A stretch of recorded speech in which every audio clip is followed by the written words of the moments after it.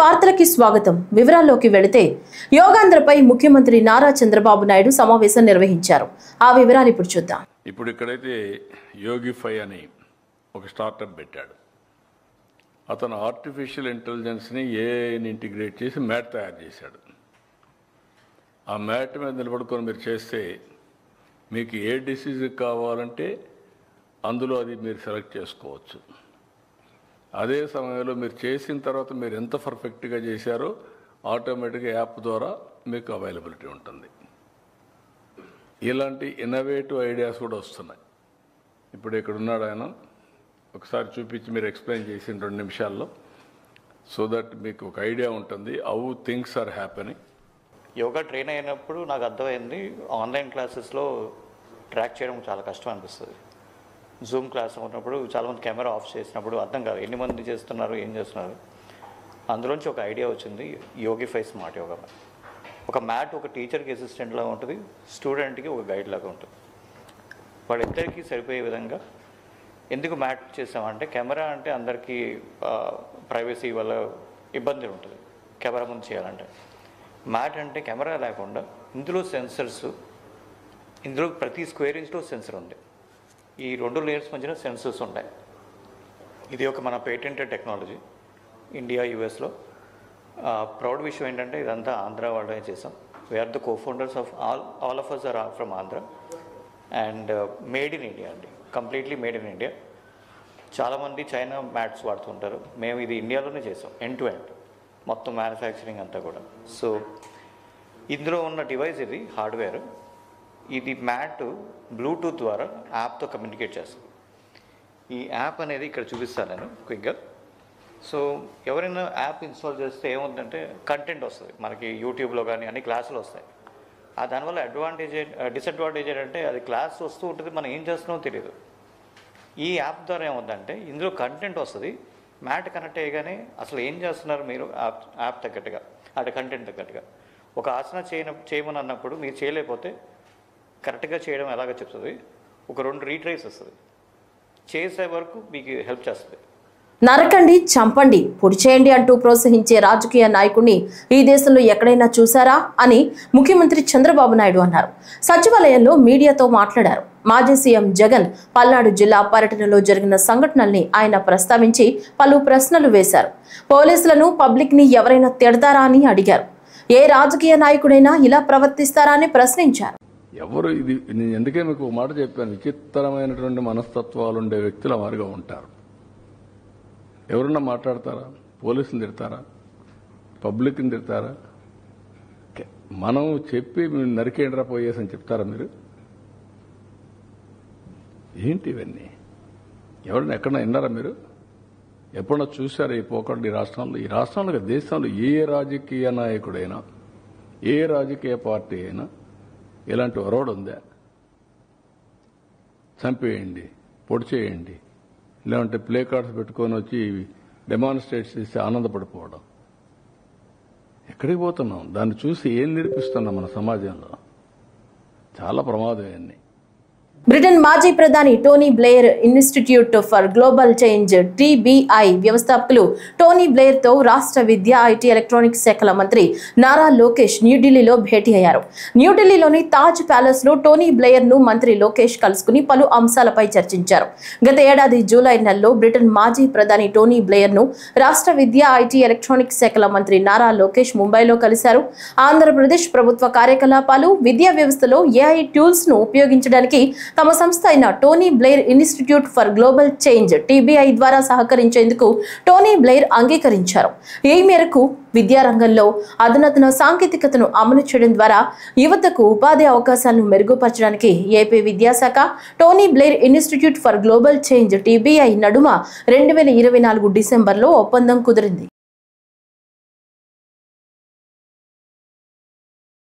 June 21 అంతర్జాతీయ యోగా దినోత్సవాన్ని పురస్కరించుకుని కాకినాడ రామారావుపేటలో ఉన్న ఆదిగురు యోగా పీఠానికి చెందిన యోగా గురువు సద్గురు సచ్చిదానంద యోగి తన శరీరంలో పొట్ట కండరాలను నౌలి క్రియ ద్వారా యోగా డే లోగో ఆకృతిని ఏర్పరిచి యోగా యొక్క విశిష్టతను చాటి చెప్తున్నారు.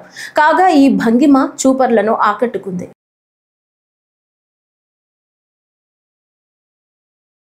ప్రతి ఒక్కరి జీవితంలో యోగా భాగస్వామ్యం కావాలని రాష్ట్ర మాదిగ కార్పొరేషన్ చైర్మన్ మాజీ ఎమ్మెల్యే ఉండవల్లి శ్రీదేవి తెలిపారు.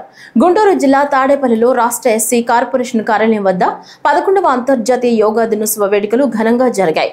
యోగాంధ్ర కార్యక్రమంలో భాగంగా నిర్వహించిన ఈ వేడుకల్లో ఆమె పాల్గొని యోగాసనాలు చేశారు. అనంతరం ఆమె మాట్లాడుతూ విశాఖలో శనివారం జరిగే యోగాంధ్ర కార్యక్రమాన్ని విజయవంతం చేయాలని కోరారు. గడిచిన 6 ఏళ్ల నుంచి యోగా దినోత్సవ వేడుకలు రాష్ట్రంలో జరుగుతున్నాయని పేర్కొన్నారు. యోగా చేయటం వలన మానసిక ఒత్తిళ్లు తగ్గుతాయని తెలిపారు. ఎస్సీ కార్పొరేషన్ ఆఫీస్లో 11వ అంతర్జాతీయ యోగా దినోత్సవాన్ని మేము ఘనంగా జరుపుకోవడం జరిగింది. ఎందుకంటే ఇది యునెస్కో ఐక్యరాజ్య సమితి వాళ్ళు 2014లోనే యోగా దినోత్సవాన్ని ప్రకటించారు. అయితే గత 6 సంవత్సరాల నుంచి యోగా దినోత్సవాన్ని బాగా చేస్తున్నారు.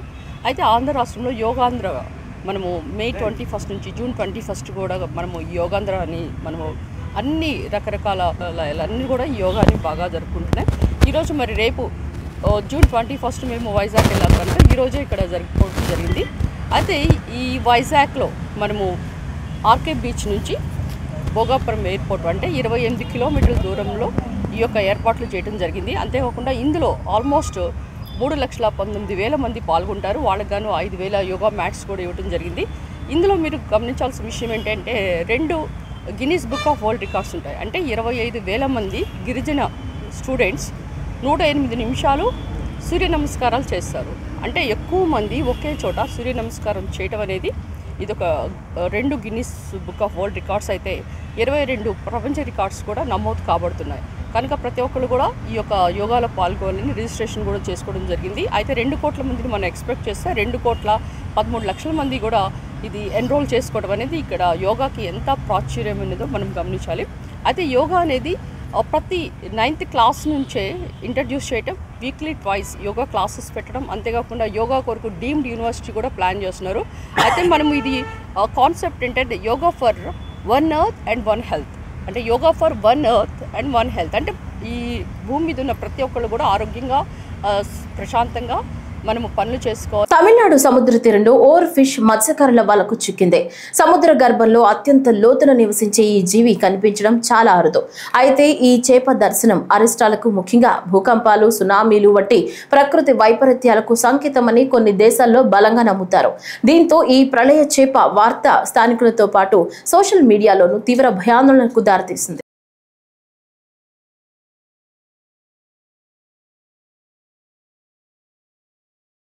నాగాయలంక శ్రీ రామపాద క్షేత్రం పుష్కర ఘాట్ వద్ద అవనిగడ్డ ఎమ్మెల్యే మండలి బుద్ధ ప్రసాద్ చొరవతో ప్రత్యేక శ్రద్ధతో రాష్ట్ర ప్రభుత్వం ప్రతిష్టాత్మకంగా నిర్వహించిన జల యోగాంధ్ర మహోత్సవ డ్రోన్ విజువల్స్ ను చూద్దాం.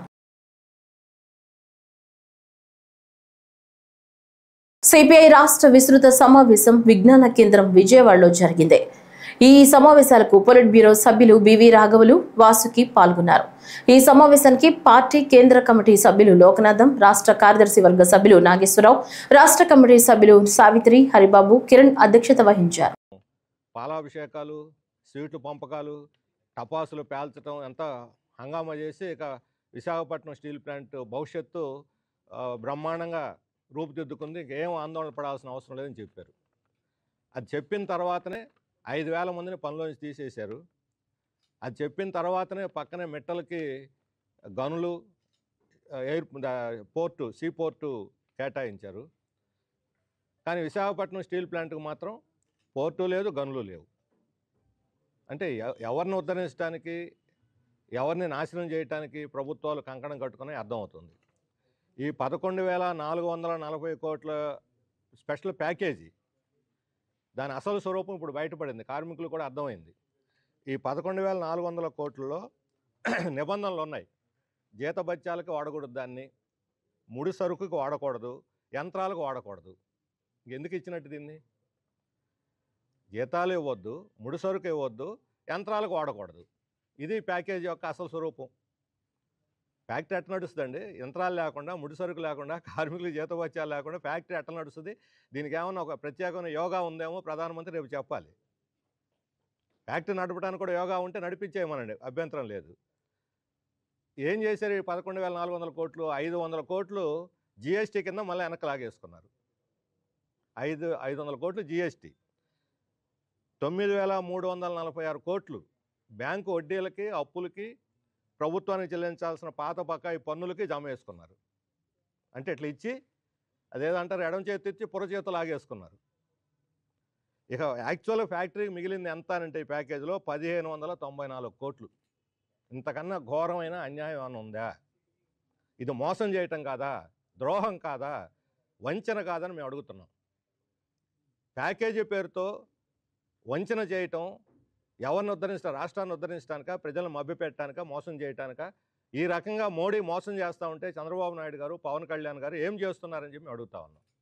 కనీసం రేపు విశాఖపట్నం వచ్చినప్పుడైనా సరే అంత పెద్ద సభ పెట్టి, ఇప్పుడు రాజధానికి వచ్చారు, అమరావతికి తుస్సుమని పోయింది, ఒక పైసా కూడా ఇవ్వాల, లోన్లు ఇప్పిస్తామన్నారు. ఆ లోన్లు వడ్డీలు అవన్నీ కూడా మన నెత్తి మీద పడిపోతాయి. లోన్లు ఇప్పిస్తారు, మన నెత్తి మీద పడిపోతాయి. ఇప్పుడు విశాఖపట్నం ప్యాకేజీ బోగస్ అనేది తేలిపోయింది.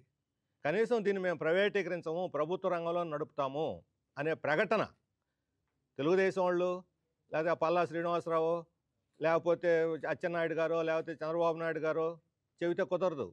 ఇది కేంద్ర ప్రభుత్వ సంస్థ, ప్రధాని చేత ఈ ప్రకటన చేయించాలి.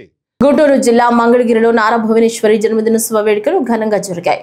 ఈ సందర్భంగా టీడీపీ పార్టీ ఆధ్వర్యంలో మెగా రక్తదాన శిబిరం ఏర్పాటు చేశారు. ఈ కార్యక్రమానికి తెలుగు తమ్ముళ్లు, నాయకులు హాజరయ్యారు.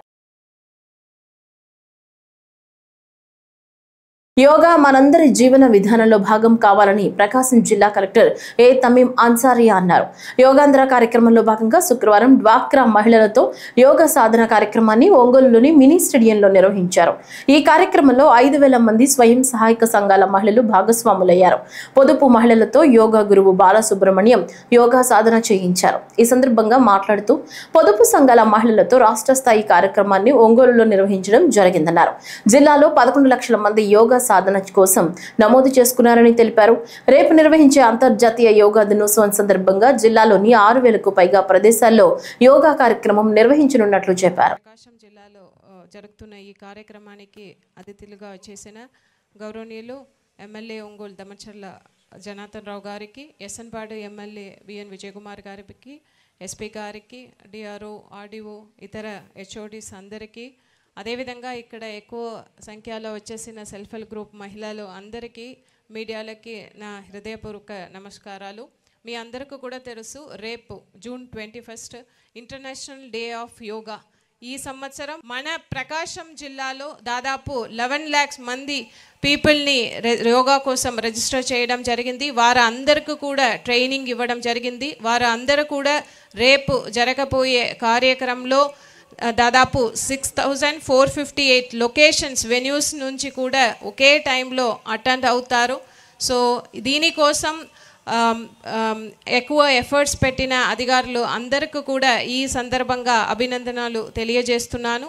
అదేవిధంగా ఇక్కడికి ఈరోజు వచ్చిన మీ అందరికీ కూడా జిల్లా యంత్రాంగం తరపున అభినందనలు తెలియజేస్తున్నాను, కృతజ్ఞతలు తెలియజేస్తున్నాను. మీరు అందరూ కూడా ఈ యోగాని మీరు అందరూ కూడా ట్రైన్ అయ్యి ఉన్నారు. మీ అందరూ కూడా సర్టిఫికేట్స్ ఇవ్వడం జరిగింది. జూన్ 21 తర్వాత కూడా ఈ యోగాని మీ లైఫ్ స్టైల్లో ఒక భాగంగా మీరు పాటించాలి. ఎందుకంటే మన గౌరవ రాష్ట్ర ముఖ్యమంత్రి వర్యులు స్వర్ణాంధ్ర 2047లో యోగాని ఒక ముఖ్య అంశంగా పెట్టడం జరిగింది. With the goal healthy wealthy Andhra Pradesh. దానికి యోగా అనేది చాలా ఉపయోగపడుతుంది. మీరు అందరూ కూడా ప్రతిరోజు కూడా యోగా చేయాలి, మీ ఆరోగ్యాన్ని కాపాడుకోవాలి అని ఈ సందర్భంగా తెలియజేస్తూ ఇటువంటి ఒక మంచి కార్యక్రమాన్ని ఆర్గనైజ్ చేయడానికి కోఆపరేట్ చేసిన అందరూ హెచ్ఓడీస్కు, ఇక్కడికి వచ్చేసిన పబ్లిక్ రిప్రజెంటేటివ్స్కు, ఎస్పీ గారికి అందరికీ కూడా, అదేవిధంగా డిఫరెంట్ యోగా ఆర్గనైజేషన్ సంస్థలు ఉన్నాయి, వారు లాస్ట్ 1 month నుంచి చాలా కోఆపరేట్ చేస్తున్నారు. వారు అందరికీ కూడా ఈ సందర్భంగా రెవెన్యూ అసోసియేషన్ హాల్ నందు రెవెన్యూ శాఖ అవతరణ దినోత్సవ కార్యక్రమాన్ని కృష్ణా జిల్లా రెవెన్యూ శాఖ ఆధ్వర్యంలో ఏర్పాటు చేశారు. ఈ కార్యక్రమానికి ముఖ్య అతిథిగా మచిలీపట్నం పార్లమెంట్ సభ్యులు వల్లభనేని బాలశౌరి, ఏపీఎస్ఆర్టీసీ చైర్మన్ కొనకళ్ళ నారాయణరావు, కృష్ణా జిల్లా జాయింట్ కలెక్టర్ గీతాంజలి శర్మ జ్యోతి ప్రజ్వలన చేసి ముఖ్య అతిథులుగా పాల్గొన్నారు. బందరు పార్లమెంట్ సభ్యులు వల్లభనేని బాలశౌరి మాట్లాడుతూ మనిషి దైనందిన జీవితంలో పుట్టిన దగ్గర నుంచి చనిపోయే వరకు కావలసిన అన్ని రకాల సేవలను రెవెన్యూ శాఖ అందించడం జరుగుతుందని, ప్రభుత్వ సంక్షేమ పథకాలను ప్రజలకు చేరువ చేయడంలో అర్హులను గుర్తించి రెవెన్యూ సిబ్బంది ద్వారా పారదర్శకమైన సేవలను అందించడం జరుగుతుందని తెలిపారు.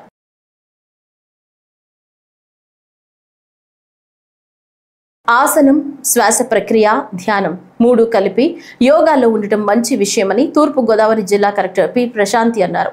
గోదావరి మహాపుష్కర వనంలో రాజమహేంద్రవరం దివాన్ చెరువు వద్ద అటవీ శాఖ ఆధ్వర్యంలో జిల్లా స్థాయి యోగాంధ్ర సాధన కార్యక్రమంలో జిల్లా collector P Prashanthi, MLC Somu Veerraju పాల్గొన్నారు. ఈ సందర్భంగా మాట్లాడుతూ యోగాపై ఒక రోజుకే పరిమితం కాకుండా ప్రభుత్వం ప్రతిరోజు ప్రతి ఒక్కరికి అవగాహన కల్పిస్తోందని, మనందరి జీవితాల్లో యోగా ఒక భాగమై ఉండాలని తెలిపారు. 1 నెల పాటు ఇంటర్నేషనల్ యోగా దినోత్సవం క్యాంపెయిన్ ద్వారా ప్రతి ఒక్కరికి అవగాహన కల్పించడం జరిగిందని తెలిపారు. ఈ రోజు మనం ఇక్కడ పుష్కర వనంలో ఉన్నాం. గవర్నమెంట్ ఆఫ్ ఇండియా ప్రజలకి మంచి ఆక్సిజన్ ఇవ్వాలి అనే సంకల్పంతో 2014లో మోడీ గారి ప్రభుత్వం వచ్చిన తర్వాత దేశవ్యాప్తంగా మ్యాక్సిమం రాష్ట్రాల్లో ఉన్నటువంటి కొన్ని జిల్లాలను ఎంపిక చేసి ఆనాడు పుష్కరాలకు ముందు ఈ ప్రాంతానికి 5 కోట్ల రూపాయలు శాంక్షన్ చేయడం జరిగింది. అప్పుడు ఇక్కడ కమిషనర్ గారు రామరాజు గారు ఉన్న సందర్భంలో ఫారెస్ట్ డిపార్ట్మెంట్ పెద్దలందరూ ఆ 5 కోట్లని వినియోగించి ఈ పుష్కర వనాన్ని ప్రజలకి మంచి ఆక్సిజన్ ఇవ్వాలి, ఇది ప్రభుత్వం యొక్క లక్ష్యం. ఇక కాకినాడలో కూడా ఒక 5 కోట్లు ఇచ్చారు. ఇలా దేశవ్యాప్తంగా ఈ కార్యక్రమం జరుగుతున్న సందర్భంలో మనకి 5 కోట్లని మంజూరు చేయడం, ఈ 5 కోట్లతో ఈ పుష్కర వనాన్ని అందంగా మనం నడిచే విధంగా ఇక్కడ అనేక రకాల మొక్కలు ఉన్నాయి. ఇందులో తానికాయ దగ్గర నుంచి కరక్కాయ దగ్గర నుంచి అద్భుతమైనటువంటి మన ఆరోగ్యానికి సంబంధించిన ఆక్సిజన్ సంబంధించినటువంటి అనేక వనముది. ఇప్పుడు మనం ప్రార్థన చేస్తూ మెడిటేషన్లో వారి అంశాన్ని ఈ పుష్కర వనానికి ధన్యవాదాలు తెలియజేయమన్న సందర్భంలో ఇది గుర్తుకొచ్చి మనం ఇక్కడ వాకింగ్కి కొద్ది కాలం నేను కూడా రావడం జరిగింది. ఇది యోగా అనేది మన కేంద్రం ఇంటర్నేషనల్ యోగా డేగా ప్రభుత్వం ప్రయత్నం చేసింది మోడీ గారు. దాన్ని అన్ని దేశాలు కూడా పాటిస్తున్నాయి. ఈ సందర్భంలో మన రాష్ట్రంలో ఒక రెవల్యూషనరీ చేంజ్ ప్రధానమంత్రి గారు ఈరోజు సాయంత్రం విశాఖపట్నం చేరుతున్నారు 6 గంటలకి. ఈ కార్యక్రమం రేపు వారు మన యోగాలో పాల్గొంటారు. కులాలకు, ప్రాంతాలకు, మతాలకు అతీతంగా యోగా అందరూ చేసి సంపూర్ణ ఆరోగ్యవంతులు కావాలని, తద్వారా ఆరోగ్య భారత్ సాధ్యపడుతుందని విజయనగరం ఎంపీ కలిశెట్టి అప్పలనాయుడు అన్నారు. ప్రపంచ యోగా దినోత్సవ వేడుకలు విజయవంతం కావాలని కోరుతూ శుక్రవారం శ్రీకాకుళం జిల్లా అరసివల్లి దేవస్థానం ఆవరణలో సూర్య నమస్కారాలు మరియు ప్రత్యేక పూజలు నిర్వహించారు. ఈ సందర్భంగా మాట్లాడుతూ మన దేశ సంస్కృతి సంప్రదాయాల్లో యోగా ప్రధాన పాత్ర పోషిస్తుందన్నారు. ప్రపంచానికి భారత్ యోగా విషయంలో విశ్వగురువుగా కీర్తించబడుతుందని, దీనికి కారణం ప్రధానమంత్రి నరేంద్ర మోడీ అని అన్నారు. యోగాకు దేశంలో బ్రాండ్ అంబాసిడర్ మోడీ అయితే మన రాష్ట్రంలో ముఖ్యమంత్రి చంద్రబాబు నాయుడు బ్రాండ్ అంబాసిడర్ గా నిలుస్తారన్నారు.